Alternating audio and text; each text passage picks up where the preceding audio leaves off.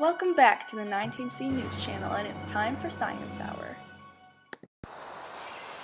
Evolution, expedition, natural selection, controversy.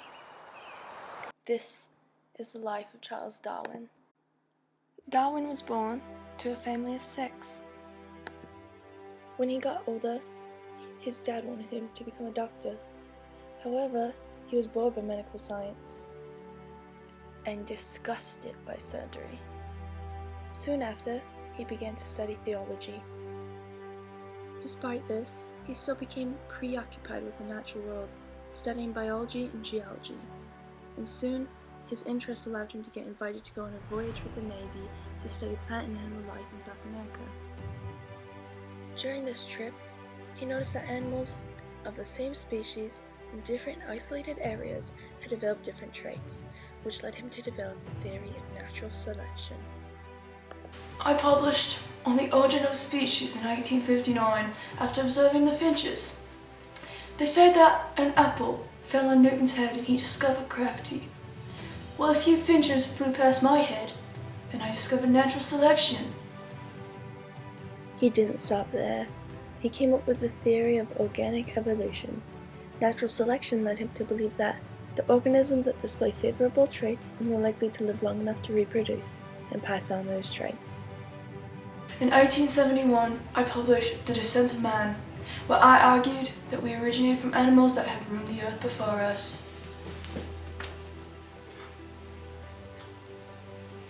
Controversial theories were not the only thing that Darwin took up in his lifetime. I like theology, I like biology, I like geology, but one of my favorite pastimes is taxidermy. Remember when I taught you taxidermy? Yes, I was only able to preserve the finches and the Galapagos because of it. What?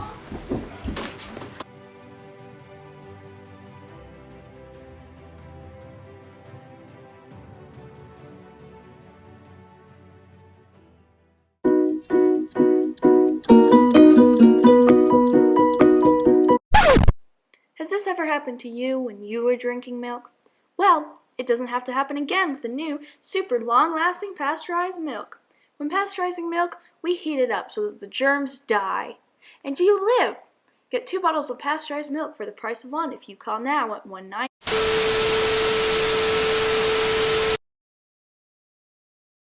The following is a public service announcement. A hygiene movement gripping the nation has instituted clean water, sewage disposal, and better housing conditions. I repeat. The following is a public service announcement. A hygiene movement gripping the nation has instituted clean water, sewage disposal, and better housing conditions. Additionally, reforms including pasteurization, improved purification of water, immunization, and control of waterborne diseases will be available in an area near you. A new era of hygiene reforms quickly move across Europe.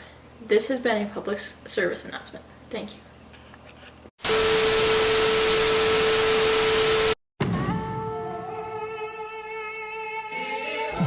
Welcome to a new season of the Scientist Hall of Fame, where we see drama, What do you want?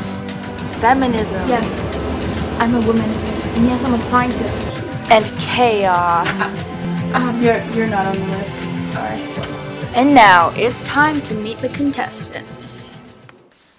Bonjour. I'm Louis Pasteur, and I'm here to win the Scientist Hall of Fame. I think that I deserve the award because my germ theory saved Europe. Had another plague happened without the knowledge I provided, would we even be here? I worked many long nights on my invention. I've been electrocuted more times than I can count, but it's worth it in the name of science. I need this prize money to help involve my generator invention. I need this award because I organize element. This is revolution. I know. This innovation will cause great change. Periodic organization of the elements, perhaps? Das Vedanta. My research needs more funding. I have created a system of positive knowledge, a hierarchy of the most important subjects. Mathematics Wait, are the foundation of what? What? Why are you here? You're not on the list. Sorry.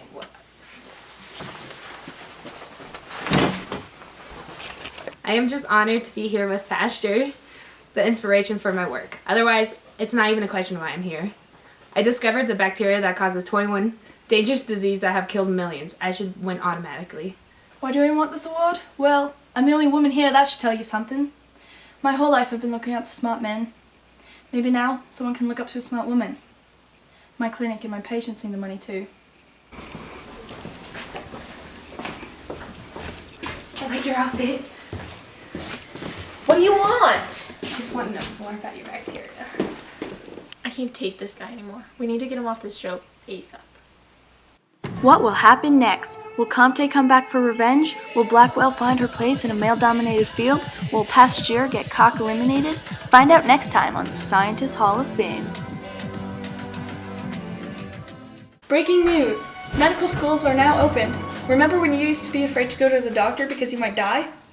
Now you don't have to worry. Clinical training and laboratories are available in medical schools. But if you're a woman, you might need to open your own medical school or attend an all-female school. However, Elizabeth Blackwell achieved a breakthrough for women in medicine by being accepted to the Geneva School of Medicine. By mistake. But afterwards, she established her own clinic. The model for medical training is going to become a standard practice through the 20th century. Go us! Now, we have an exclusive interview with the representative from the British Medical Association. Let's go to Brianna with the scoop. Alright, we're here with the founder of the British Medical Association, Sir Charles Hastings. Glad to be here. So, looking at the big picture, Hastings, how is scientific knowledge affecting the worldview and the attitude of the 19th century? I think medically, the overall health of Europe has improved due to the public health measures that are starting to take. On the other hand, we see the growth of materialism and a sort of decline of religion. However, people are starting to finally trust science, and because of it, conditions are improving. Thank you.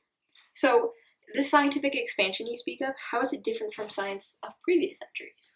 Well, in the past, people only innovated when they needed to, when it was practical. However, this century we're starting to research this for the sake of curiosity and of knowing.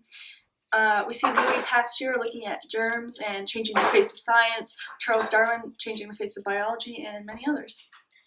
Thank you. So, obviously, founding the British Medical Association, medical science is important to you. Can you tell us about the real-world applications of these new discoveries in medical science? Yeah. I mean, people for so long have just lived in these cramped, like, medieval houses, but and I think it's just it's a huge playground for infectious diseases. But the whole situation in Paris is improving because of the beautifully massive infrastructure improvements by Baron Haussmann. Koch helped us to identify these new diseases, and it's been huge. We know where our problem is coming from, and we've improved surgery because of it. But not only that, we also have very successful preventative measures like immunization and stuff that can slow or even cease the spread of disease. And these diseases have haunted us for so long. It's just time for this to end. Yeah, definitely. Thank you so much, Charles, for your time. Back to Becky, the 19th century news station, to bring us out. Thank you for watching 19th Century News. See you next week with the Age of Fun.